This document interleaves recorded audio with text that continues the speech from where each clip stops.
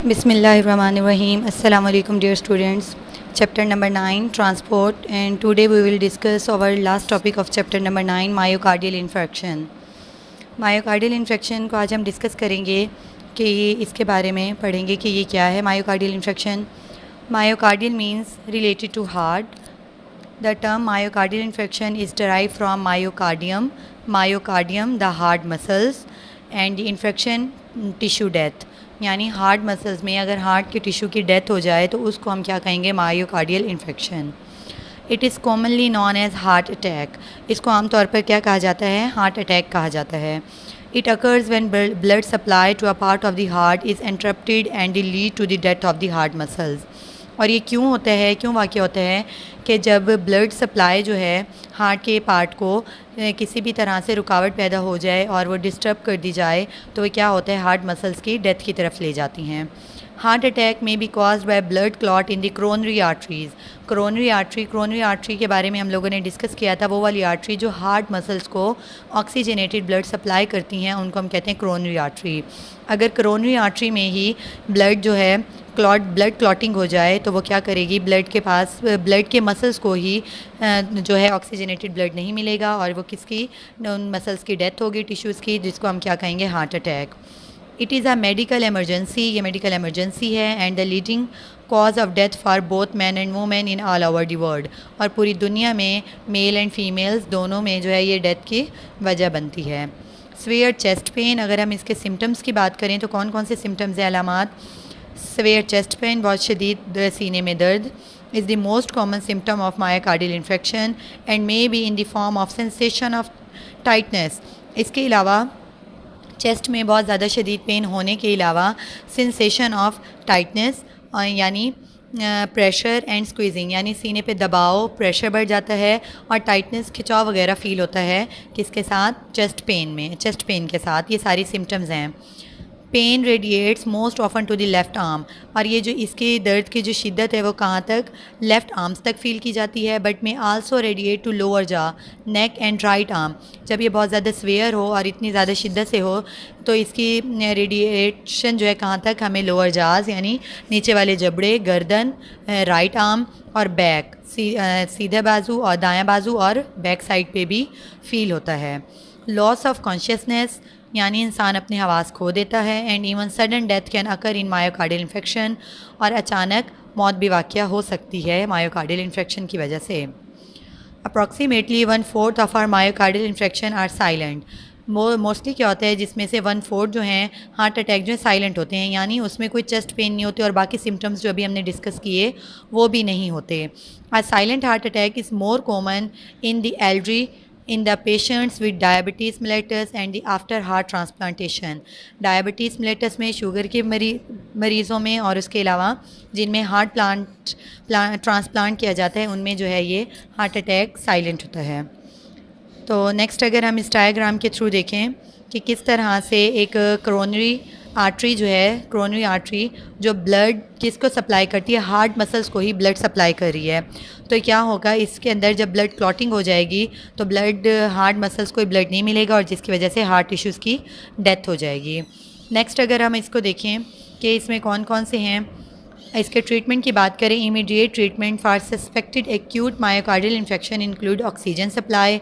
फौरी तौर पे क्या किया जाता है, ऑक्सीजन दिया जाता है, aspirin medicines and the sublingual tablet of the glyceryl trinitrate.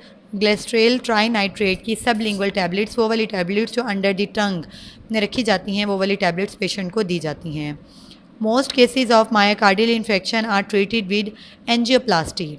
बहुत बार कैसे क्या होता है कि इसका ट्रीटमेंट जो है एंजियोप्लास्टी के ज़रिए किया जाता है. अब एंजियोप्लास्टी क्या है, mechanical widening of a narrow और टोटली ऑब्स्ट्रक्टेड ब्लड वेसल्स.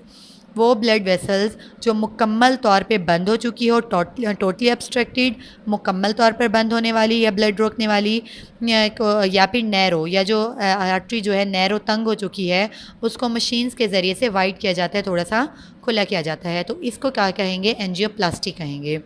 और बाईपास सर्जरी में क्या होता है, सर्जरी इन विच आर्टरीज और veins from elsewhere in the patient's body are grafted to the coronary arteries. To improve blood supply to the heart muscles. अब bypass क्या है? Bypass surgery में ये होता है कि आर्टरी या वेन पूरी बॉडी में से, कहीं भी पूरी बॉडी में से किसी और हिस्से में से जो है, पेशेंट के और हिस्से में से, वहाँ से लेकर कोरोनरी आर्टरी की जगह जो ब्लॉकेज हो चुकी है, जो बंद हो चुकी है, वहाँ पे ग्राफ्ट की जाती है, यहाँ के यानी उसकी जगह लगाया जाता है उसको। तो क्या करते हैं ताकि वहाँ पे ब्लड सप्लाई जो है वो मुकम्मल तौर पर सही हो सके। तो स्टूडेंट्स, हमने देखा कि मायोकार्डियल इन्फेक्शन हार्ट डिजीज़ जो है, हार्ट अटैक है, वो किस तरह से होता है, उसकी सिम्टम्स क्या हैं और इसका ट्रीटमेंट क्या है, ठीक है, और इसकी वजह से किस तरह से डेथ कॉज होती है। इसके अलावा एक और यहाँ पे साइड बॉक्स हैं, उसको हम स्टडी करते हैं। World heart day is all held on 28 September every year through out the world. पूरी दुनिया में जो है 28 सितंबर को वर्ल्ड हार्ट डे मनाया जाता है। It's objective is to help people better understand their personal risk of cardiovascular disorders। यानी लोगों को किसके बारे में अवेयर करने के लिए, लोगों को इस कार्डियोवैस्कुलर डिसऑर्डर से अवेयर करने के लिए, ताकि वो उसको बेहतर तौर पे समझ सकें। इसके लिए 28 सितंबर को पूरी दुनिया में हार्ट डे मनाया जाता है। यहाँ पे एक और टर्म है angina pectoris. Means angina pectoris जो है ये भी चेस्ट पेन है, लेकिन it is not severe as heart attack. ये हार्ट अटैक की तरह बहुत ज़्यादा शदीद नहीं होता। द पेन में occur in the heart and often in the left arm and shoulder. ये पेन जो है हार्ट में और इसी तरह लेफ़्ट आर्म में और शोल्डर में जो है फ़ील होता है। It is a warning sign that blood supply to the heart muscles is not sufficient, but shortage is not enough to cause tissue death. अब ये क्या है? हार्ट अटैक इसको इसलिए नहीं हम कह सकते, इसमें ये जस्ट एक वार्निंग है, साइन है कि हार्ट को जो है ब्लड ऑक्सीजन जो है वो प्रॉपर सप्लाई नहीं हो रहा, लेकिन इतनी कम भी सप्लाई नहीं है कि इससे टिश्यू की डेथ हो सके। तो ऐसे साइन जिसमें अभी सिर्फ हमें ये वार्निंग की जा रही हो कि ब्लड को, जो हार्ट को है, ऑक्सीजन प्रॉपरली नहीं मिल रहा, उसकी वजह से जो पेन होगा उसको एंजीनिया पेक्टोरस कहा जाता है। Next, cardiovascular disorders are the cause of 12% of adult death in Pakistan.